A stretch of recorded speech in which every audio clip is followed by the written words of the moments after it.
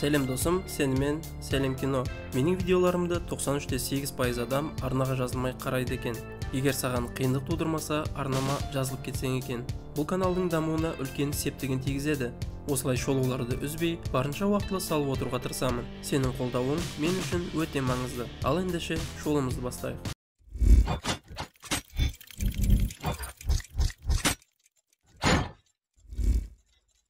Достар, бүгін сіздерге Черное зеркало атты сериал жайлы айтамын. Бұл сериалдың әр сериясы әртүрлі, бірақ та басты мақсаты технологияның адамдарға әсерін түсіндіру болып табылады.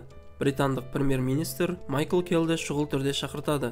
Оған Сюзанна атты ханшайымды ұрлап кеткенін айтады.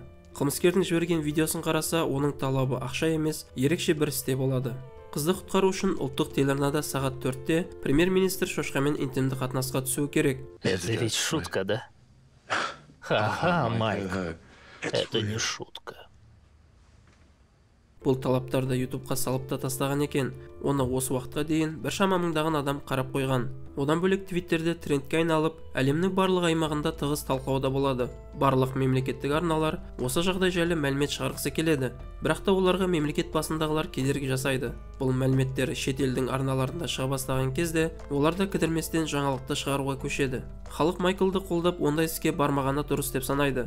Мемлекет басындағылар бұл жағдайдан қалай шығуға болатынын қарастырады. Ал Майклдың әйелі қатты уайымдап отыр. Жұрттың жазған азғынды комментарийларын көріп қатты шошынады. Ішкі істер министрі Алекс түсірілім барысында алдау әрекеттерін жасамақ болады. Яғни премьердің орнына актерді шақырып, оның бейнесін графика арқылы жасатуды ойлайды. Бірақ та оны қызды ұрлаған адам біліп қойып, қыздың қолын кесіп тастап, оны СМИ өкілдеріне жібереді.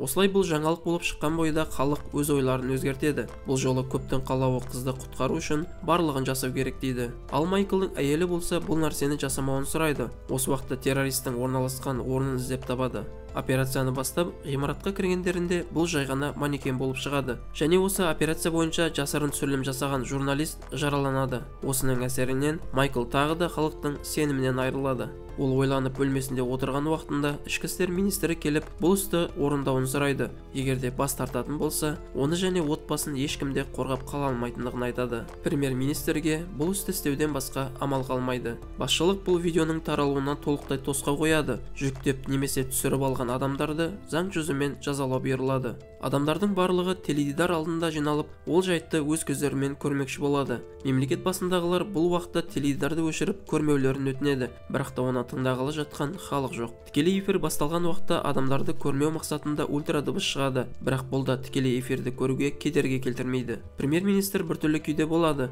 оған көмекшілері қалай жасаса дұрыс болатынын түсіндіреді. Солай Майкл студияға кіреді, онда бір шошқа және де оператор ғана болады. Майкл амалсыздан бұл істі бастайды. Оны көрген халықтың бірі мәз болса, бірі жеркенішпен қарайды. Ал бұл уақытта ханшайым мост бойымен келе жатыр. Ол әбден әлсіреп қалған. Осылай ол келе жатып әлсіздіктен құлап қалады. Және кесілген саусақ бұл қызға емес, ұрлаған жігітке тиесілі екен. Ең қызығы, қызды эфир басталғанға жарты сағат қалғанда босатып жіберген көрінеді. Жұрттың бәрі естері шығып, эфирді көргісі келгендіктен оны ешкімде байқамаған. Бұл киноның негізгі мағынасы да осы. Жалпы технологияның кері әсері адамдардың өз өмірлерін ұмытып, болмашы нәрсе үшін жиналып соны көруінде. Егерде адам санасы уланбай сондай нәрседен аулақ болғанда, ол қызды жұрт байқап, Майкл соншалықты арамза істі жасамауына да болатын еді. Қызды ұрлаған адам Блум деген кісі. Осы іс арқылы ол адамдардың басқа жаққа көңілдері ауып жатқанда, ең маңызды нәрселерді ұмытып кететінін көрсету болды. Осы істен соң ол өз өміріне қол жұмсайды. Ал Майкл болса жаман күйде болады. Әйелі қоңырау шалғанымен ұяттан телефонды алуға қолы бармайды. Бір жыл өткесін ханшайым алғаш рет жұрттың алдына жігітімен бірге шығады. Ал Майклдың рейтингі өте жоғары көрсеткішті көрсетіп тұр. Бірақ та әйелімен жеке қалғанда ол онымен сөйлескісі келмейді. Себебі ол жайтты әлі қабылдай алмаған еді. Бұл сериалдың келесі бөлімі шығу үшін арнаға жазылып, лайк басуды ұмытпаңыздар. Келесі кездескенше.